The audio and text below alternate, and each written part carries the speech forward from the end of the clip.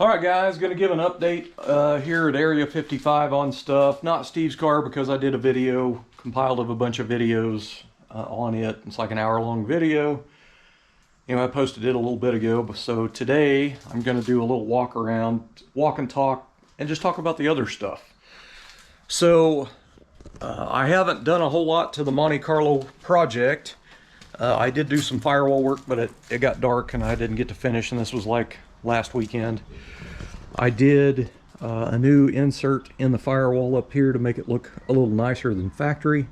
I still got a bunch more grinding to do. I started putting the steel bar, forming it, and going around the place for the steering column to come through. This is I want it to look like a bead rolled or beaded panel instead of just a chopped off, press piece.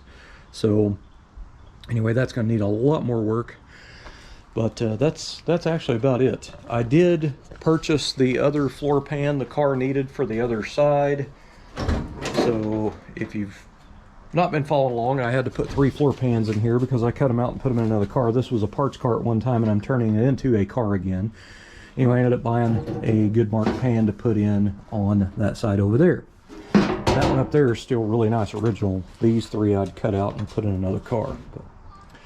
So this car, there's lots of work to do to this car, no doubt. But anyway, my idea was to try to get a lot of the metalwork side of it done, at least get the car where it's sealed up metal-wise, and possibly prime the areas and re-seam seal it and everything so it won't get water setting in it and stuff. And then put it back out in the backyard, and I'll be able to fill it full of parts, and with windows in it, the doors will lock. So that was the plan. So I have noticed there has been a lot of hate comments on this Monte Carlo project. There's been quite a people making big deal about it. They're at my channel for the Tri-5s. They don't give us what about G-body stuff. And I'm just going to tell you, I think you're forgetting whose channel this is, and I'm going to put on the channel what I want. There's over 800 videos at my YouTube channel, and I think that's number 4 of the G-body builds on that channel. So I don't know where you get the idea that I'm a Tri-5 only channel. That is not the case. I'm a hobbyist. I work on stuff at home, and I'm going to do what I want on my YouTube channel. I need to make that very clear. I even had somebody stoop to a level enough, like a little kid, to threaten unsubscribing if I didn't get back to working on a Tri-5 Chevy. And I'm going to tell you right now, go ahead and click that unsubscribe button. It's real easy. There's a button. You just click unsubscribe. I don't care, because again, this is my channel, and I'm going to do whatever in the hell I want to do on my channel. Make that perfectly clear. I don't build the cars for you. I build them for me. So with that being said, I got my 55 ready. I started working on it Thursday, and then I worked on it Friday, and then my friend Mark Wallace's cookout at his house where you bring a cool vehicle. That was Saturday, so I got the 55 all prepped out and took it over there for that. And this was the first year he's done awards. And I should have known something was up because he stopped by and he was wanting to make sure I was coming. And I was actually buffing on the car when he came by. But that's the reason he wanted to make sure I came by. I got an award. I didn't actually know he called it Cars and Grub. He's been doing this for a long time, every year at his house. I missed it last year because I took my 55 to Veneta Oktoberfest car show, where I won a best of show there. But anyway, I was blown away by that plaque there, because it's got a 55 hard top on it. You know what I mean? That's freaking awesome. But he said that he made it very clear to the people at the trophy place that it had to be a hard top and not a post car. So that's Mark is a very detail-oriented guy as well. So that's just part of that right there. But he cares about the details. You know what I mean? Anyway, it was a great time. I do have some video footage. I don't have a lot of video footage. I ended up talking all day long. I pretty much, by the time I got home last night, I couldn't hardly talk. I talked so much. So anyway, I did do a video of me driving the 55 over there, just a little clip while I was driving. My cousin EJ followed me in his OBS truck. And we got over there, there was, you know, quite a few cars there, some really cool cars there. I think the very first video in the clip is a Grand National Buick, and it has 40,000 miles on it. It's a 40,000 mile original car. It has some stuff bolted on it, but it's an original. It was an original 40,000 mile car. Original paint is basically what I'm getting at. But a little bit later, a WE4 turbo Buick. I think it's an 86 or 87. I can't remember. Came by. It's black and gray. And I may be doing some detail work under the hood of that car, maybe in the future. I just don't know yet. The car is amazing. It's black and gray, two-tone. It's lowered a little bit. It has big wheels on it. Really, really neat car. But he showed up pretty late, and I never did get the camera back out and go over and video it, so I missed out on that. But so that's kind of where I'm at. So I have a friend of mine that was also there. And he has a 86 Grand National Buick, and he's had it for, I don't know, maybe 10 years or something. And he used to drive it. He ended up taking the car to a shop, and the motor was out of it. And he ended up moving to Texas for a while. The car stayed here. And now the shop, when he went to pick up the car, the shop has lost the motor. And also, one of the fenders was gone off the car. Who does that? You know what I mean? So, he is without an engine for his Grand National, and that's a 109 block. And the machine shop told him, because, you know, 20 years ago, you could probably find a 109 Buick V6 block pretty easy. Those days are gone, so you've got to know people. Anyway, the machine shop guy told him that he could use a regular 231 Buick V6 3.8 block if he could find one, or a 4.1, and they just drilled a hole for the, you know, the oil return stuff off the turbo in the front of the block. But he's going to do billet main caps and all that kind of stuff anyway, and I mean that means it's going to have to be line bored. So all he needs is a bare block, and then he can get a crank somewhere and heads somewhere and that kind of stuff. I have a spare block here from an 83 T-type that these guys, they had a rod knock. They took it into a scrap metal place, and the scrap metal guys went out there and got in it because it would start and run, and they were doing donuts in the parking lot with it until the car quit. So I ended up buying all the drivetrain out of that car, and when I took the wheel pan off of it, I took some of the caps off of it, the crank's wasted. Like where it was knocking, it spun a rod bearing, and it wasted the engine. So I ended up putting it out here for junk, for scrap. You know, I'm not going to use it, but it has been sitting out here in the rain for a couple of years. And I mean, I know it can be taken apart. It might have to be put in some evapor rust or something, but anyway, he said he really didn't care. He just needed a good block. So I do think this is a good block. However, when I come out and looked at it yesterday, the main caps are off of it, and I'm the one that took them off, but I'm not sure I know where they all are. Now, he's doing billet main caps, but I don't know if that's the centers or if it's all four. I don't know. I'm pretty sure I have the rear one in there. I think I seen it, but I might know where the others are, but hopefully I can find those.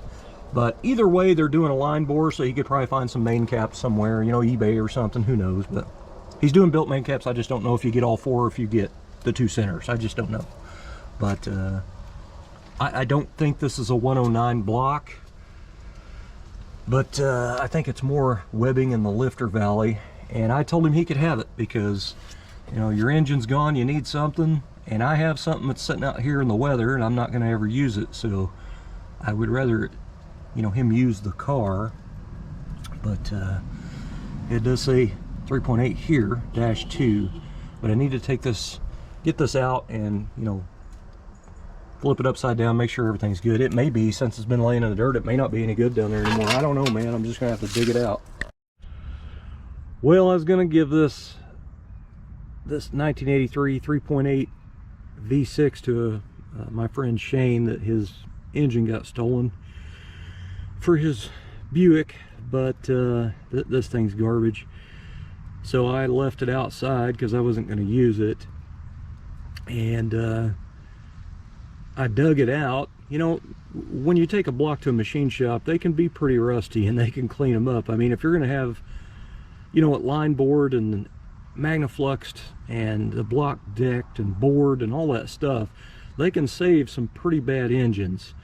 But this one, I'd left it laying upside down outside with no oil pan on it, so the inside of it's pretty bad. So what I did was I brought it out here and I turned it upside, or right side up, and I put some muriatic acid, and it was some old muriatic acid, don't really work that well anymore, and I put it in an old spray bottle, and I sprayed around on it, and then I let it set about 10 minutes, and then I just rinsed it off with the hose. This is not going to work because the cylinder walls are so rusty. I didn't know this was 40 over, so this is already 40 over, so it's going to have to be bored, and I don't even know if 60 would clean it up. Also, the deck surface is so deep pitted, that thing would have to be shaved pretty far to get it good. So this block is a waste of his time, is what it is. It's junk. So those guys, when they brought the car in and it was knocking at the salvage and I got this engine out of the car, when the people brought it to sell it to the scrap metal place, the guys went out and got in it and was doing donuts in the driveway with it knocking, and the engine stopped. Like he said, it was smoke coming out from under the hood, it stopped. So when I brought it and took it apart, I noticed that the rod had beat the crap out of that crank journal so bad the crank's completely wasted. There's like a lot of meat gone off the crankshaft, and I was afraid that the block would probably be stretched or something. I mean, I don't know. It's just the block kind of scared me, but I never paid attention that it was 40. It had a lot of carbon buildup in it. The muriatic acid cleaned it off. You know, normally you don't want muriatic acid on pistons, but I didn't care because you know, he was going to put new pistons and bore it and everything. Anyway, this block is wasted. All right, so I wiped the car down with a wet microfiber, and usually after about the 4th or 5th time you've wiped a car down with a wet microfiber rag that's dusty, it tends to put some light haze scratches in the paint job. So then I go back with a dual action style orbital polisher, which is a Bauer from Harbor Freight, and this is the more expensive one. They have a really cheap one, but I don't know what the difference is. Maybe variable speed or something, I don't know. But anyway, this is pretty much the same as a Rupes or whatever it is, just cheaper. A guy that actually done a video on this is the Bauer. He went and got it and tried it, and he has the high end of the Rupes.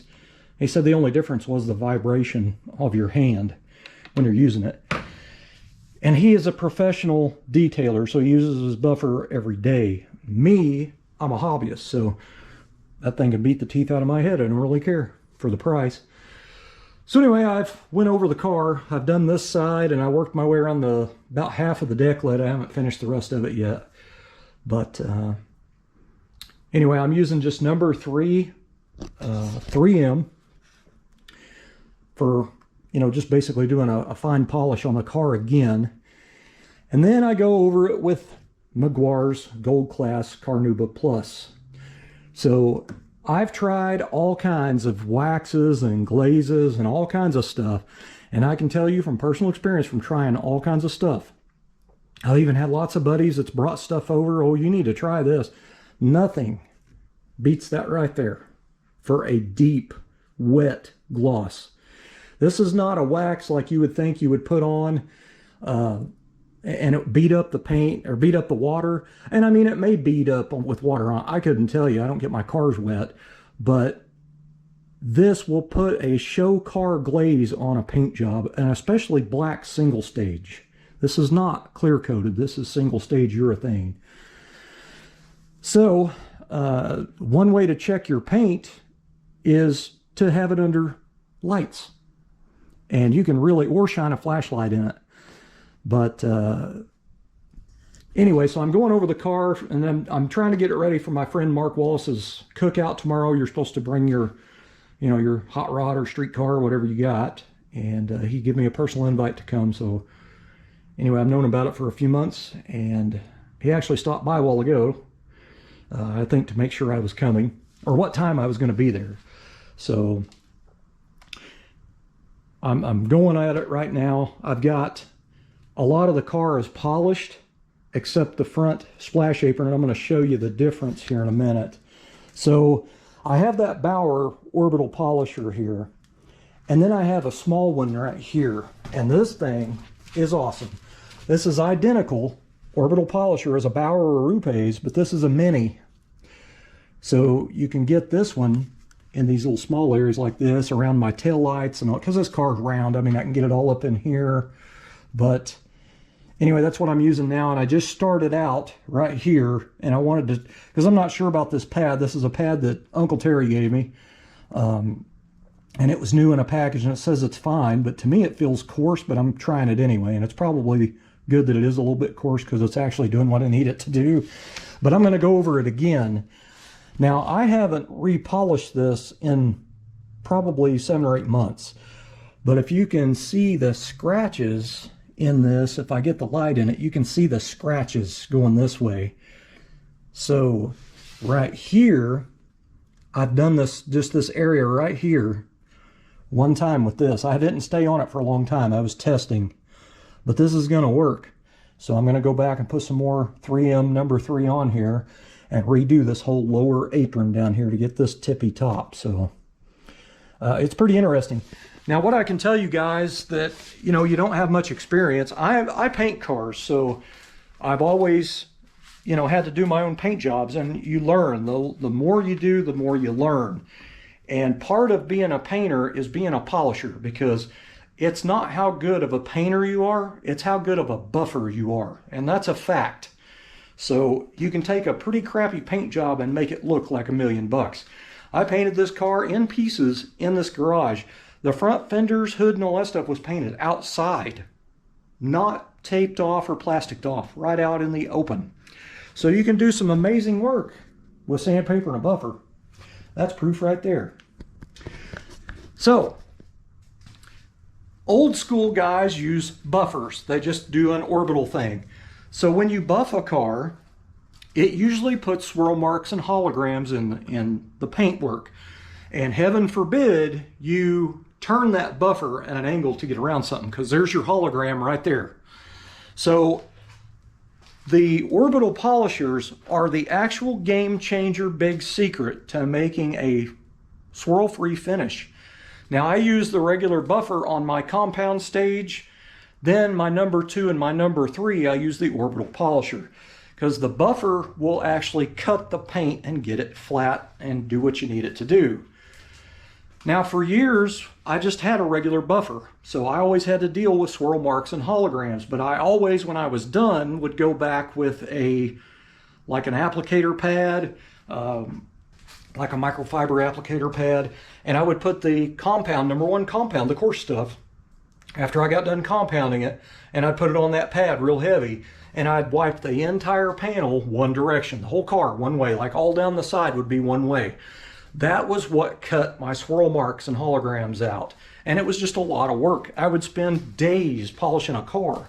So now that I have the orbital polisher, it's changed it for me. It saves me so much time. But the difference between a buffer and an orbital polisher, you can lay that orbital polisher on that paint job and it won't hurt it. So you can stay on a panel for a long time. Whereas if you're a novice and you've got a regular buffer in your hand, you're going to ruin something if you don't keep it moving. So anyway, I have had good luck, but I got to tell you, if you've got a black car, you can learn a lot by trying a lot of different products with black, because black shows everything. And there's a difference when you're underneath fluorescent lights or if you're outside in direct sunlight on that panel. That's the best way to tell. All right, guys, so I'm on my way to my friend Mark Wallace's cookout. Going to be a little car show thing. I think he's doing some awards this year. So anyway, getting close. Got my cousins following behind me. EJ. He's got a OBS that's lowered, and he painted it, did it all himself.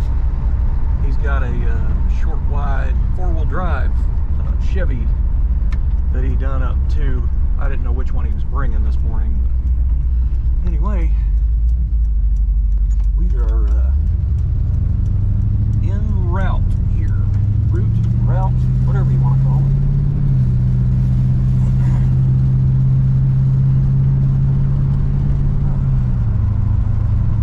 say, I didn't even check my gas. I don't know how much gas I got. I still got some. I'm good.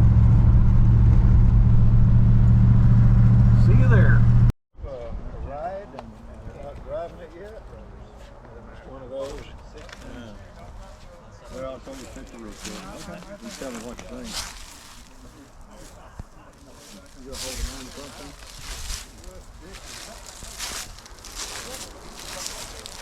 Yeah. Yeah. Yeah. What happened? Just more power. Pull the valve cover off like that. Oh, I'm just going to get it running, right? I know. To the power and that's it? Yeah.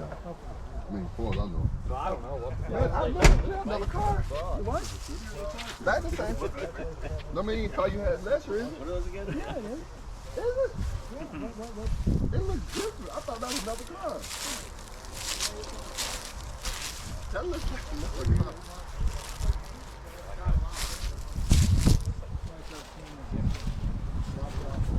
Not like crap. It looks different, more. It looks different. I thought that was another car. Oh, no, I know it is. Look at this one, buddy. It's different. Heads, headers, intake, so your dyno at 498.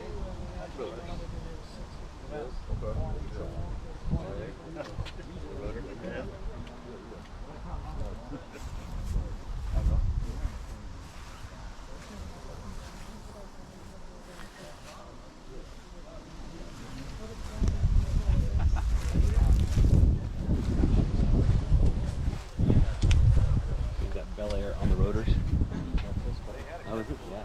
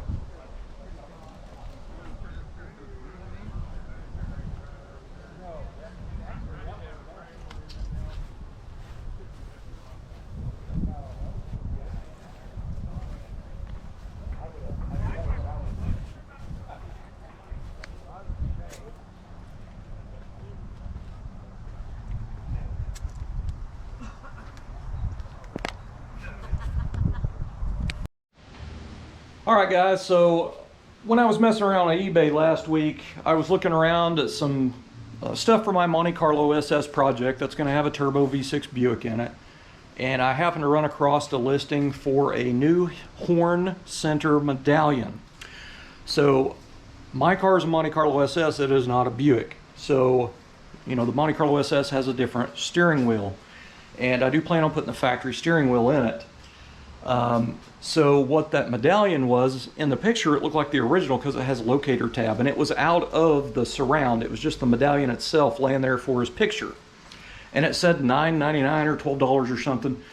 So I was like, man, that's pretty cheap for a whole medallion. So I went ahead and bought it, and he had 100% feedback rating. So I bought it, and it came in today and my heart sank, and I got pretty mad.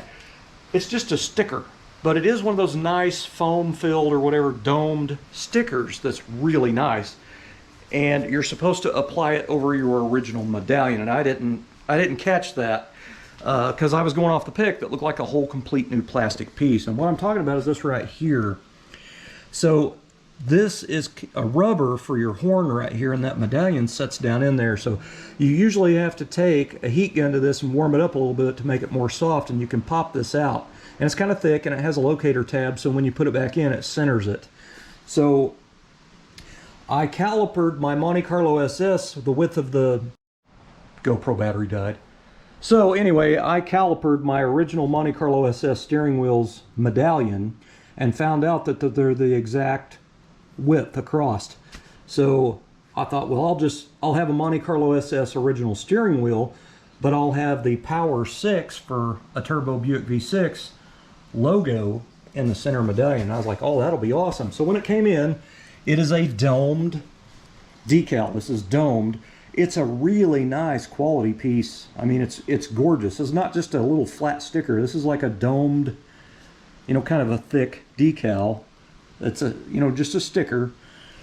So in his pick, his is already applied to that, and so that's when I seen that locator tab, I thought I was getting the whole piece. The problem is that those thick decals like that don't contour a dome. This is domed. So I'm gonna have to, my original SS one is domed as well. I'm gonna have to basically sand it flat, and then I'll stick that to it, but it'll have a Power 6 in the center of the Monte Carlo SS steering wheel. This is a Grand National steering wheel. I dyed this tan. Anyway, I had the 80 Buick Regal, and I had the steering wheel in there, and the guy that bought it put an aftermarket steering wheel in, and it gave me my original, gave me this back.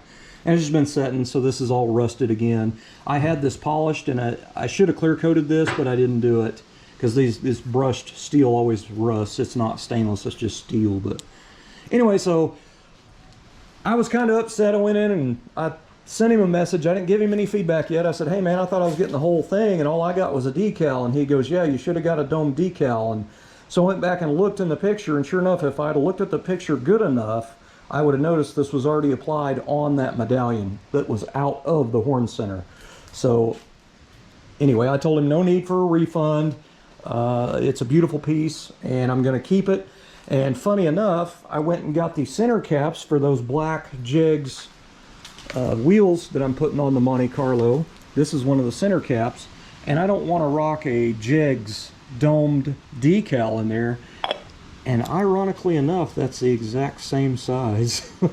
So I'm going to heat these up with a heat gun, pull that Jegs decal off, and I'm going to put those on there. So I'll have the Power 6 logos, just like a factory Grand National wheel would have had on the Monte Carlo, because it'll have a turbo Buick V6 in it.